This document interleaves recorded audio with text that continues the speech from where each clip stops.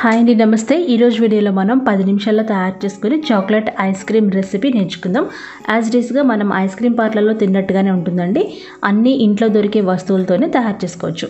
లాక్డౌన్లో మరి ఈ చాక్లెట్ ఐస్ క్రీమ్ తయారు చేసి మీ పిల్లలకి పెట్టండి, సూపర్ మమ్మీ అంటారు. సో ఫ్రెండ్స్, తప్పకుండా ఈ రెసిపీని చివరి వరకు చూడండి. యాజ్ ఇట్ ఈస్గా ఐస్ క్రీమ్ పార్లర్లో లాగా మీరు ఇంట్లోనే చాక్లెట్ ఐస్ క్రీమ్ రెడీ చేసేస్తారు. మరి ఇలాంటి కొన్ని రెసిపీస్ కోసం అత్తమ్మ టీవీ సబ్స్క్రైబ్ చేసుకుని బెల్ బటన్ని క్లిక్ చేయండి. దీనికోసం ముందుగా మనం చాక్లెట్ బిస్కెట్స్ ఏవైనా కావాలి. క్రీమ్ బిస్కెట్స్ అయితే ఇంకా బాగుంటాయి. ఏదైనా ఒక మీడియం సైజ్ ప్యాకెట్, ఇక్కడ నేను 120 గ్రామ్స్ ఓరియో బిస్కెట్స్ తీసుకున్నానండి. వాటిని మిక్సీ జార్లోకి తీసుకోవాలి. మిక్సీ జార్లో తీసుకొని మెత్తగా పౌడర్ లాగా గ్రైండ్ చేసుకోవాలి. చూసారు కదా, ఈ విధంగా గ్రైండ్ చేయాలి.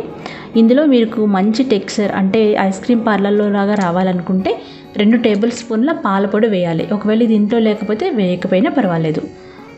ఇందులో కాచి చల్లార్చుకున్న మీగడ పాలు 1.5 కప్పులు వేయాలండి. బాగా కాచి పాలను ఫ్రిడ్జ్లో పెడితే ఇలా చక్కగా మీగడ కడుతుంది కదా, మీగడతో సహా ఆ 1.5 కప్పుల పాలని పోస్తున్నాను. చూసారు కదా, ఈ విధంగా పోయాలి. ఇప్పుడు అందులో నేను 3 రోజుల వరకు పాల మీగడని దాచిపెట్టాను అనమాట ఫ్రిడ్జ్లో. అది 1/2 కప్పు వేస్తున్నాను. ఇదే మెయిన్ ఇంగ్రీడియంట్ అండి. పాల మీగడ వల్లే మనకి మంచి స్మూత్గా వస్తుంది ఐస్ క్రీమ్. పాలని బాగా కాచుకొని ఫ్రిడ్జ్లో పెడితే పైన వచ్చే మీగడని తీసి 2-3 రోజులు దాచిపెట్టుకోవాలి.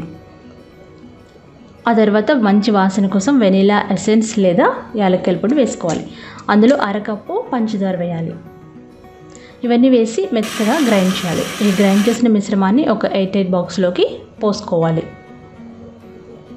దీనికి మూత పెట్టి డీప్ ఫ్రిడ్జ్లో పెట్టి 2 గంటలు ఖచ్చితంగా ఉంచాలి. 2 గంటలు అయిన తర్వాత ఈ ఐస్ క్రీమ్ మిశ్రమం చిక్కబడుతుంది. చూడండి, సైడ్స్ అంతా చిక్కబడింది కదా. దీన్ని మళ్ళీ మనం మిక్సీ జార్లోకి తీసుకొని మళ్ళీ గ్రైండ్ చేసుకోవాలి. ఇలా బాగా గ్రైండ్ చేసి మళ్ళీ మనం ఎయిర్ బాక్స్లోకి తీసుకోవాలి. ఇప్పుడు దీని మీద మీకు నచ్చిన చాక్లెట్స్ ఏవైనా వేసుకోండి. 1-2 సార్లు ఇలా ట్యాప్ చేసి దాని మీద నచ్చిన చాక్లెట్స్ ఏవైనా వేసుకోండి.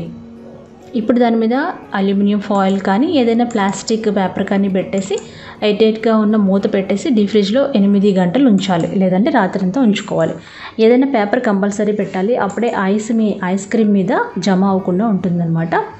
నెక్స్ట్ డే నేను చూస్తున్నాను, ఇక్కడ ఐస్ క్రీమ్ తీసి చాలా బాగా సెట్ అయిందండి.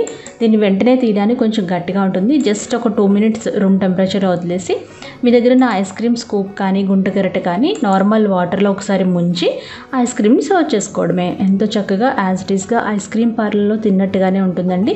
మా బాబుకి అయితే చాలా బాగా నచ్చిందనమాట. సో మీరు కూడా మీ పిల్లల కోసం ట్రై చేయండి. అలాగే చాలా ఈజీ రెసిపీ కదా, మీరు తప్పకుండా ట్రై చేసి నాకు ఫీడ్బ్యాక్ పంపించండి. మరికొన్ని వంటల కోసం అత్తమ్మ టీవీ ఛానల్ని సబ్స్క్రైబ్ చేసుకుని బెల్ బటన్ని క్లిక్ చేయండి. ఒకవేళ ఈ వీడియో మీకు నచ్చినట్లయితే లైక్ చేయండి, షేర్ చేయండి, కామెంట్ చేయండి. బాయ్.